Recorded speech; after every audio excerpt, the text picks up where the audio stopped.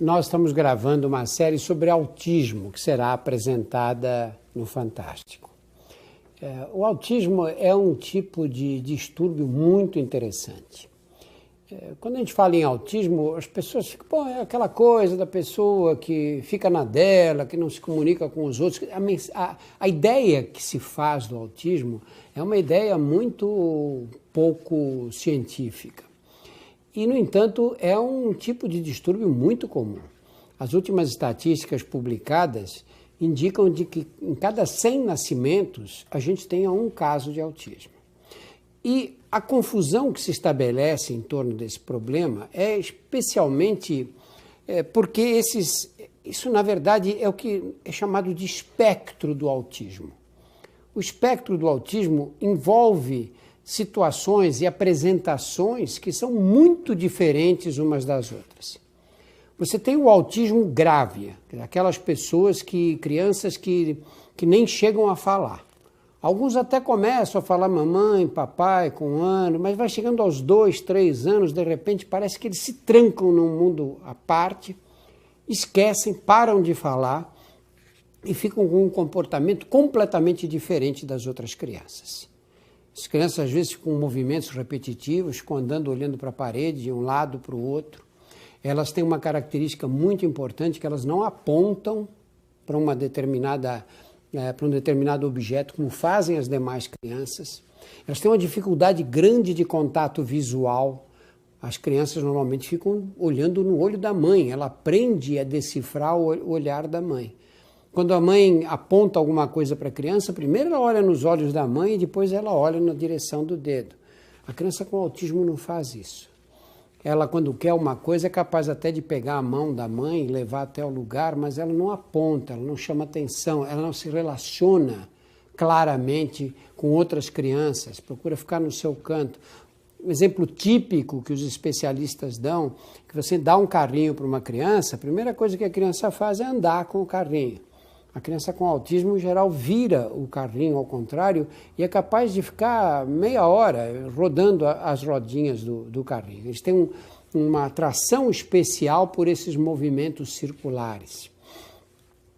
E alguns nunca aprendem a falar. Esses são os casos mais extremos, é o autismo mais grave. E você tem na outra ponta do espectro aqueles chamados gênios, que só conhecem um assunto, mas conhecem esse assunto numa profundidade absurda. São essas pessoas que são capazes, às vezes aparecem nos shows de televisão, são capazes de fazer conta de cabeça mais depressa do que no computador. Você diz para ele, quanto dá? 2.427.326 multiplicado por 8.184.209. Eles, quando acabou de falar, eles se dão o resultado da conta. Outros sabem tudo a respeito de um assunto particular. E são muito ligados na matemática, porque as pessoas com autismo gostam de situações em que a resposta é única. E na matemática, quando você tem um problema, só tem uma resposta e acabou. Se você entrega para eles várias soluções, eles se perdem e ficam paralisados. Eles têm uma dificuldade muito grande no relacionamento social, por quê? Porque o relacionamento social, na evolução da espécie, foi fundamental para a sobrevivência. Imagina na África, 5 milhões de anos atrás, quando nós descemos das árvores, uns animais de 1 metro de altura, sozinhos, aqueles primeiros hominídeos, se eles não se agrupassem, não seriam capazes de sobreviver. Então nós desenvolvemos uma circuitaria de neurônios para estabelecer esses relacionamentos, reconhecer amigos, separar os amigos dos inimigos, as pessoas perigosas das pessoas amigáveis, que é de altíssima sofisticação. Você vai a um bar, chega lá, vê uma moça que você acha bonita, você olha para ela, vê que ela olha para você e você começa a flertar com essa moça. Há uma interação de altíssima complexidade. Você tem que reconhecer os sinais, você tem que emitir outros sinais. E isso caminha por uma determinada circuitaria de neurônios. Você imagina que você tem um defeito nessa circuitaria, que pode ser mais grave ou menos grave. Esse defeito vai interferir com o relacionamento social. Quando essa moça olhar para você, você não vai entender o que ela quer dizer. E esse esse caminho, essa dificuldade do relacionamento social é a marca registrada do autismo. Isso pode ir desde os casos mais graves, como eu disse, daqueles que nem aprendem a falar, porque falar é um ato social, ninguém aprende a falar sozinho, até aqueles que são pessoas das nossas relações, que você conhece, mas que têm um comportamento um pouco estranho, que em situações sociais encontram muita dificuldade e que às vezes são mal compreendidos, são aqueles tipos que a gente acha que são esquisitos.